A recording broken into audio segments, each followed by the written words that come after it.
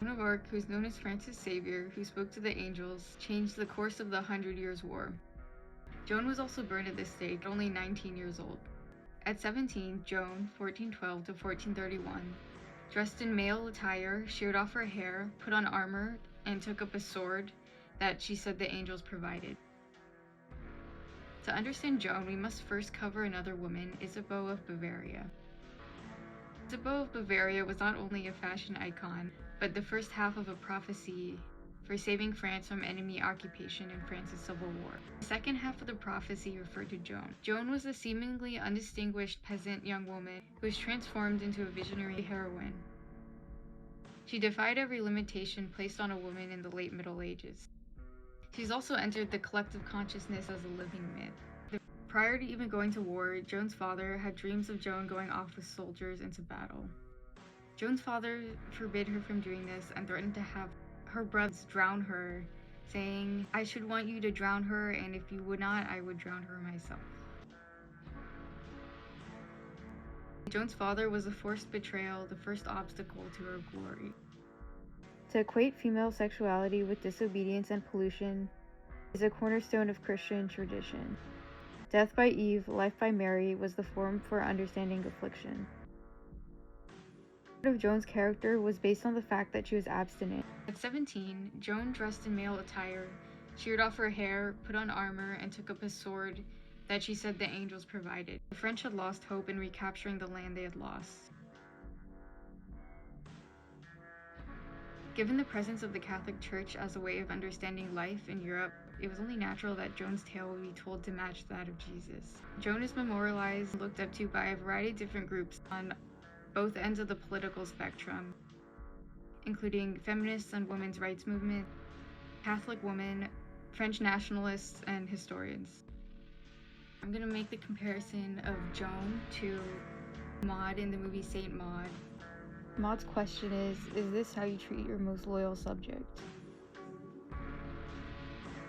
Maud in Saint Maud, like Joan, has a saint she talks to. Maud works as a caretaker for Amanda, who is dying, who lacks a belief in God, in contrast to Maud's extreme religious devotion. Amanda wants Maud to seek life outside religion. Maud wants Amanda to embrace God, believing it'll save her soul. She often mentions how she's not alone because she has God who speaks to her and guides her. One part of Saint Maud is that it weaves in physical body pain. Maud experiences increasing bodily pain throughout the movie. She believes that it is God's punishment for her for not being devout enough. There's a quote in the movie that Maud says at the peak of this pain, "If this is how you treat your most loyal subjects, I shudder to think what awaits those who shun you." It is also notable that Maud previously worked as a nurse and now is in a nurse-like caretaking role. As a nurse, she has been surrounded by death and disease. Maud views bodily pain and disease as a punishment from God for not being faithful enough.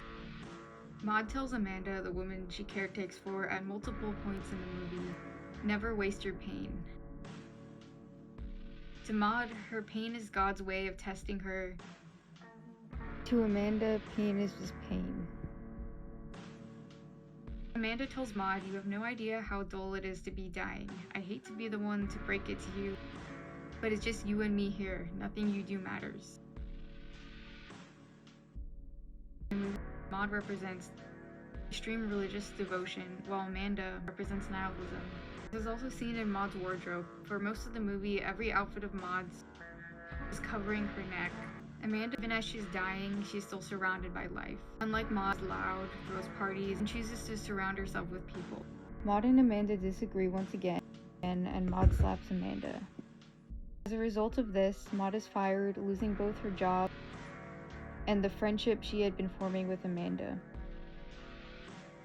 In contrast to how Maud was for most of the movie, Maud goes to a bar dressed out of her usual attire for the first time in the movie. Others at the bar are in groups or as couples.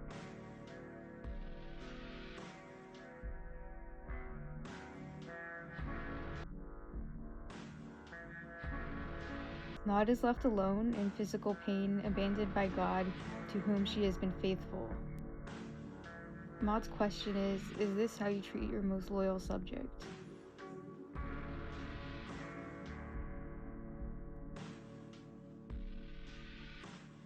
This part has major spoilers, so I'm going to put a title card, and then I'll also put a title card when the spoilers are over. Both Joan and St. Maud's stories not only share similarities in their lives, but in their endings. Joan was burned at the stake, deemed a heretic. In St. Maud, Maud continues to inflict rituals of pain, believing that God is testing her. This includes Maud putting nails in her shoes, which dig into her feet as she walks. She also puts nails in her hands, which she wraps in bandages. In the final sections of the movie, the image of Maud is overlaid with angel wings, making her appear as an angel. At this point in the movie, Maud has lost her job. She has lost her friendship with Amanda. She's experiencing bodily pain unrelated to the pain she has inflicted herself. As a final test, Maud stands on the beach near the ocean.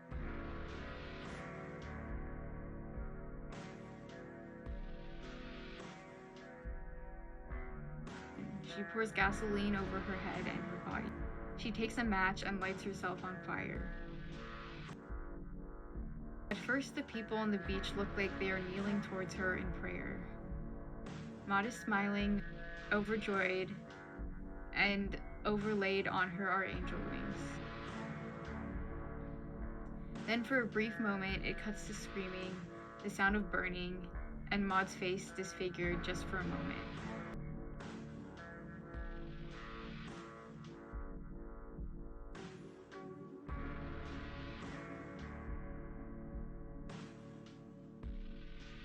Keeping in mind that St. Maud is a horror movie, the question it poses is whether Maud is actually talking to God or the devil. Maud's God entices her to inflict physical pain upon her body as acts of worship. The main example, which is featured in the trailer, is when Maud puts nails in her shoes and walks on them. While Maud's worship causes her physical pain, she also experiences bodily pain which is unrelated.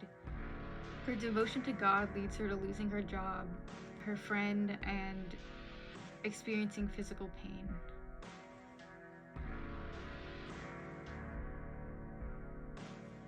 If this is how you treat your most loyal subjects, I shudder to think what awaits those who shun you.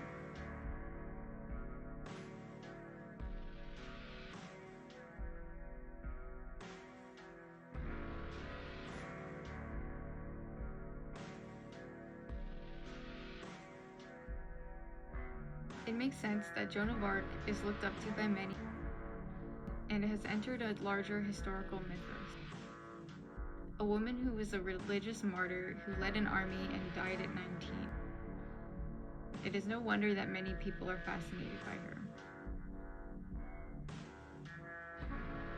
If you enjoyed this video, feel free to give it a like or check out this channel for future videos. Thank you for viewing.